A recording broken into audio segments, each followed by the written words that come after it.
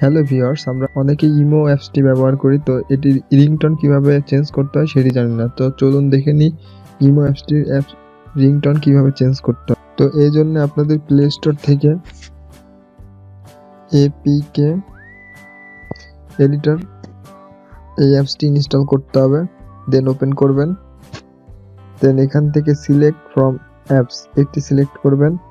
দেন এখান থেকে আপনি আপনার ইমো অ্যাপসটি সার্চ করে নেবেন। দেন ফাইন্ড, দেন এখানে ক্লিক করবেন। দেন এখান থেকে সিম্পল এডিট এই অপশনটিতে ক্লিক করবেন। দেন এখান থেকে অডিও অপশনটিতে যাবেন।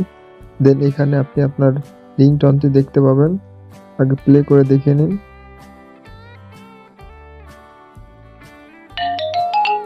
তো দেখুন, এটি হচ্ছে আপনার ইমো আইডি রিংটোন। এখানে আরো অন্যান্য বিপ সাউন্ড বা আছে, এইগুলো আপনি চেঞ্জ করতে পারবেন। তো যাই হোক, আমি রিংটোনটি চেঞ্জ করে দেখাচ্ছি। তো এই জন্য আপনাকে এডিট আইকনটিতে ক্লিক করতে হবে। দেন আপনি যে রিংটোনটি দিতে চান সেটি সিলেক্ট করে দিবেন।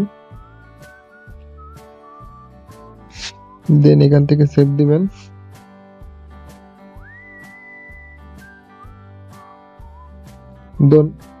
দেন এখান থেকে ব্যাকে যাবেন না, এটি মিনিমাইজ করে রাখবেন এবং আপনার ইমো অ্যাপসটি আনইনস্টল করে পুনরায় এই মিনিমাইজ অপশন থেকে এটি ওপেন করে ইনস্টল করবেন এবং আপনাদের ফোন নাম্বার দিয়ে আপনাদের ইমো অ্যাপসটি নতুন করে সাইন ইন করবেন। দেন আপনাদের ইমো অ্যাপসটির রিংটোন চেঞ্জ হয়ে যাবে।